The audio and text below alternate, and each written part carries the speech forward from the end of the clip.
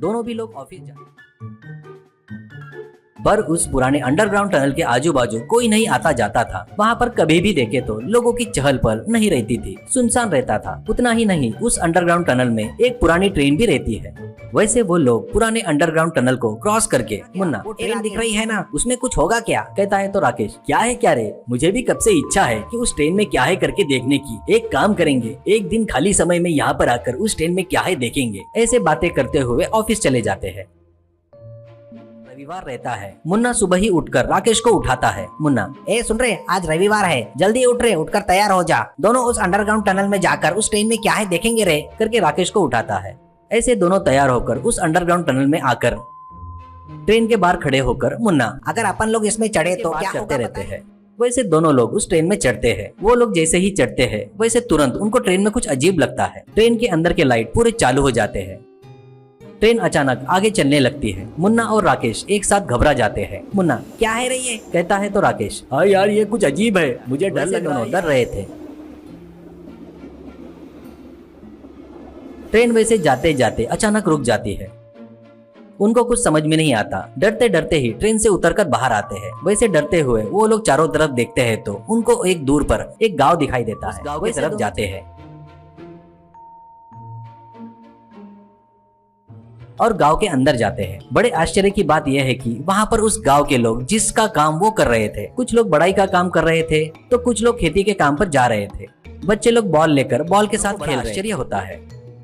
इतने में उनके बाजू से चलते हुए जा रहे प्रदीप करके एक आदमी को रोककर, भैया ये कौन सा गांव है, पूछता है तो वो, भाई ये मरकापुर गांव है। दोनों को फिर से आश्चर्य होता है। दोनों एक दूसरे का मुंह देखते हैं। आगे जा रहे उसके पास दौड़ते हुए जाकर अपने पास का मोबाइल दिखाकर, भैया यहाँ पर सिग्नल नहीं आ रहा है, पूछता है तो वो, ये क्या है, ऐसा दिखता है, क्या है ये। वो बातें सुनकर उनको कुछ समझ में नहीं आता और वो तुरंत, ये कौन सा साल है भैया, ऐसा पूछते हैं। वो, ये भी नहीं पता क्या, ये 1985 का साल है, ऐसा कहता है। वो दोनों भी चौंक जाते हैं और एक दूसरे का मुंह देखने लगते हैं। ऐसे दोनों उस गाँव में घूमते रहते हैं। उस गाँव के लोग बहुत ही खुशी से गाना गाते हुए खुशी से रह रहे थे। उनके पास कोई भी स्मार्टफोन नहीं था, इंटरनेट भी नहीं था। ये देखकर मुन्ना और राकेश को अपनी गलती का एहसास होता है।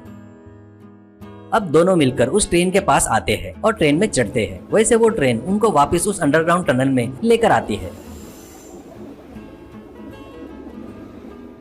वहाँ एक दिन मोटू का एक दोस्त आकर, मेरी तबीयत ठीक नहीं है, डॉक्टर जल्दी से जल्दी ऑपरेशन करवा लेने को बोला, पर उतना पैसा मेरे पास नहीं है रे, क्या करूँ समझ में नहीं आ रहा है यार। मोटू 1 मिनट बोलकर बाजू से एक किराए की साइकिल लेकर, एक दोस्त के नाते मैं ये काम कर रहा हूँ रे, कहता है तो दोस्त, तू मेरे लिए क्या करने जा रहा है रे। मोटू, तेरी तबीयत ठीक रहना करके मैं 100 किलोमीटर साइकिल चला रहा हूँ, कहता है तो दोस्त, इससे मेरी तबीयत कैसे ठीक होगी रे, इसके बदले में लोगों से चंदा मांग, ऐसा किए तो वो अच्छा नाम गाँव के लोगों को होगा ना रे, ऐसा मुझे पसंद नहीं है। ऐसा वो फटाफट साइकिल चलाते हुए निकल गया। इससे उसका दोस्त सिर पकड़ लेता है।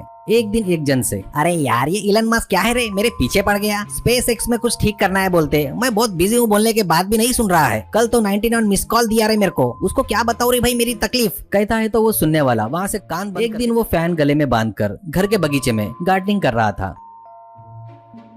वो देखकर उसके पिताजी, क्या रे फैन ऐसे बांधा है, फिर से नया कोई प्रयोग करना शुरू किया क्या, कहता है तो वो, हाँ पिताजी, काम करते वक्त ज्यादा हवा लगे तो अच्छा लगता ना, इसलिए बांध कर काम कर रहा हूँ, ऐसा कहता है पिताजी। अरे बेवकूफ कहीं के, उसमें करंट नहीं है ना, तो कैसे घूमेगा रे, कहता है तो मोटू, हाँ हाँ मेरे को उतना दिमाग नहीं है क्या, काम होने के बाद घर में आकर वायर प्लग में लगाता ना, ऐसा कहता है पिताजी। अरे नाच पीटे बेवकूफ, घर में फैन है ना, वही चलाएगा तो अच्छा रहेगा ना, कहता है तो मोटू, हाँ हाँ मुझे नजदीक से हवा लगे तो अच्छा लगता है, कहता है। बस पिताजी को चक्कर आकर गिर जाते हैं।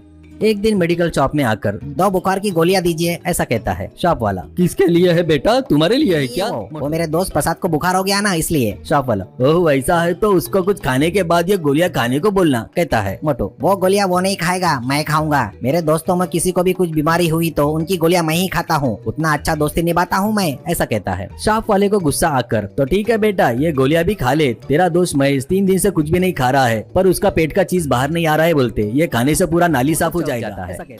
वो एक दिन पुराने स्कूटर को नए बैटरी लगाकर आता है। वो पिताजी को दिखाकर। अपनी स्कूटर खराब हो गई करके बाजू में डाल दिए ना, इसको देखो कैसे ठीक किया, इसमें 2 बैटरी डलवाया हूँ, बस वो अब इलेक्ट्रिक स्कूटर जैसे बदल गई, इसके आगे ओला एतर भी काम नहीं करेंगे।